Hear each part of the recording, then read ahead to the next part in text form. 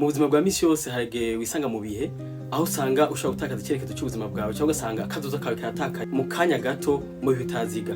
Hari abantu benshi cyane tuzi mu kibano, abandi twana bagenzi, abandi nabo twabize mu bihe bitandukanye cyangwa twarasomye mu nkuru zitandukanye, aho usanga umuntu biboneka neza yuko kazoza kiba ari keza biciye mu myidagaduro, ukabona neza ko umuntu bivanye n'ukuntu kwa byifatamwe kazoza kiba ni keza cyane.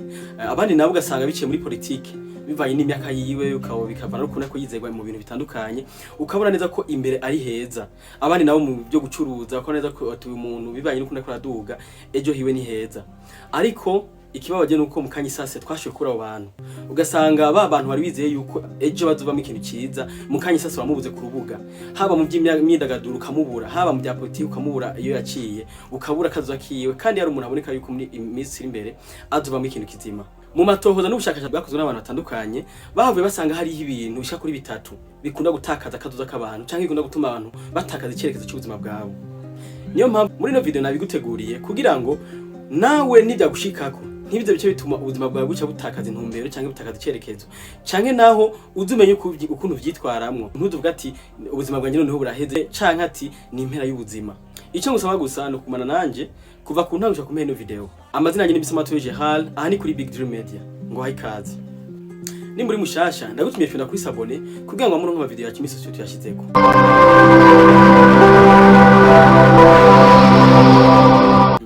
Ikintu ca mbere canke impamvu ya mbere ikunda gutuma abantu benshi batakaza ivyerekezo by'ubuzima bwabo ni imigenderanire canke n'ibikomere bagira mu migenderanire y'urukundo. Urukundo hari abantu benshi twari twizeye yuko muri kazoza bazovamwo abantu beza muri societe canke mu kibano, abandi rero tukabona mu rucuruza twara ko baraduga neza cyane, business ariko ziraduga cyane ziduga neza, abandi namo bikorwa bakuru kasanga ko abantu b'abanyamwete banyabwira bitangira abandi, ukabona neza ko ejo ari heza. Ariko mu kanya sase inyuma yuko ari umuntu ari umusore abo bari bakundanye batandukaniye byaciye bituma umenga ubuzima burahagaze. Abandi nabo bari bubakanye urugo canke urukundo rwiwe yarafitaniye no bubakanye maze gusambuka, ukabona neza kumenga wa muntu atakaje intege zo kurondera ubuzima canke zo guhangana n'ubuzima bwa kino gihe. Ukabona neza ko umuntu zangoga yarasanganywe bwabwira yarasanganywe bwo gukora cyane kugira ngo atishike ku ndoto ziwe biciye bisambuka mu kanyisase. Abandi nabo barabanyeshure, ukabona neza ko umunyeshure kwiga yabihevye ntabyitwararika kubera gusa uwo bari bakundanye canke gusa umuntu yari yizige ko azukora umukunzi yamuhemukiye akamutera igikomere. Ikibazo bahura n'abo bantu bwa mbere nambere bariyanka bakitakariza icyizere, bakabona yuko atagaciro bafise canke badakundwa. Abandi nabo bakabona yuko nta valere bafise, bagasigana ibikomere cyane bidasanzwe mu mutima wabo.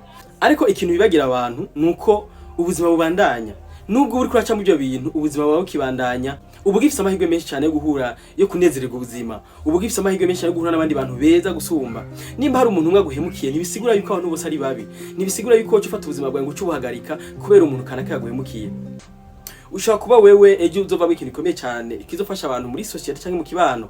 Kubw'ibyo ntukwiye kucufata ubuzima bwawe ngo ubuhagarike cyangwa ngo utakaze icyerekezo cyawe.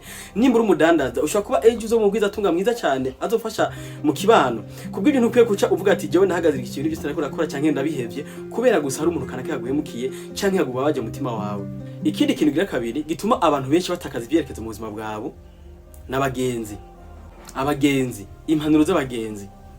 Hari abantu benshi cyane twizeye yuko twabona n'abantu beza, twabona n'abantu b'inyifato nziza, ukabona ko abantu bizigirwa mu byo bakora, iyo mukoranye ikintu ukora umuntu mwizigirwa. Ariko mu kanya isase twabonye bihinduka kuva igihe afataniye n'abagenzi kanaka, ukabona ko umuntu aciye ahinduka, ukabona ko inyifato ziwe zaciye zihinduka. Bamwe bagiye mu bintu mu ngendo zo gufata ibintu biyayura umutwe, bibononera ubwenge cyangwa bibononera ukuntu biyumvira. Abandi nabo bagenda mu ngendo zo gusesagura amafaranga, bagakoresha uburyo butandukanye n'ubwo binjiza kubera gusa impanuro z'abagenzi kanaka. Harimo abantu yuko gukoresha amafaranga cyane aribyo bituma kumenyera. Abandi nabo bakaja muri lifestyle irengeye ubushobozi bwabo cyangwa irengeye uko binjiza. No kwitonda cyane rero iyo utora abagenzi cyangwa iyo ugendana n'abagenzi, kuko abagenzi ni nkenerwa cyane. abagenzi bashobora gutuma utera imbere bakaguhuza n'abantu bashobora gushira mu yindi ntambwe, ariko kandi utitonze cyane abo bagenzi nyene bashobora gutuma ubuzima bwawe buhinduka mu kanyisase, ubuzima bwawe bufata iyindi ntera utari witeze, ku buryo abantu batangara uwo wari uriwe n'uwo wari biteze kuzovamwe bakakubura kubera gusa abagenzi kanaka uhuye nabo.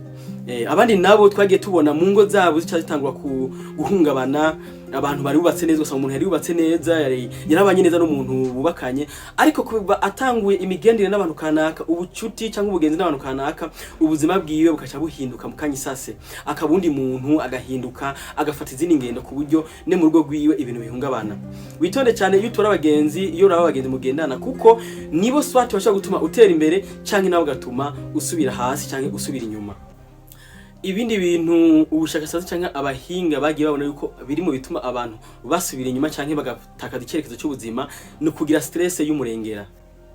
Hari abagira stress ijanye n'ivy'ubuzima cyane cyane amadeni, umuntu akaraba agasanga afite amadeni amurengera, akabona neza yuko nubwo yokora gute, nubwo yofata amafaranga akorera nk'amezi 5 ntiyoshobora kuriha amadeni asanzwe afise. Gutyo rero bigatuma yiheba, bigatuma adasubira kwitwararika gukora cyane, bigatuma adasubira kwitwararika ibintu by'iterambere. Abandi nabo ugasanga bagwaye ingwara zikazananiranye zikabura umuti, abandi ugasanga bafata imiti zimbye cyane binjiza uburyo buke, bigatuma wa muntu yiheba, akabona neza yuko ubuzima bwiwe buhagaze, akabona yuko atakindi cyerekezo afise, akaguma aryamye, abandi nabo bagafata izindi ngingo zitari nziza cyangwa gutuma ubuzima bwawe butakaza icyerekezo. Ibyo rero nkenerwa cyane kubimenya, kuko bishobora gushikira ukamenya ukuntu uhangana nabyo, ukamenya ukuntu byitwaramwo, kuko hari ibishika bivuye kwitwebwe cyangwa ku muntu nyawe bwite, ibiri nabo bigashika bitatuvuye ko cyangwa bitamuvuye ko kuwo muntu.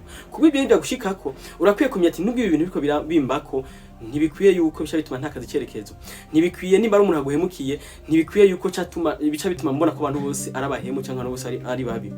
Ibijanye n'abagenzi nabo ukamenya ukuntu bitwara, na cyane cyane umaze gukora ko umugenzi ashobora kugutwara mu nzira itari nziza, hagarika hakiri kare, fata ingamba hakiri kare zo kwigarura mu gihe utarononekarirwa. Ndagushimiye cyane kuba wabanye nanje gushika ku ino video, nongera gutumiga partage gashira abandi. Remember to be always the best version of yourself.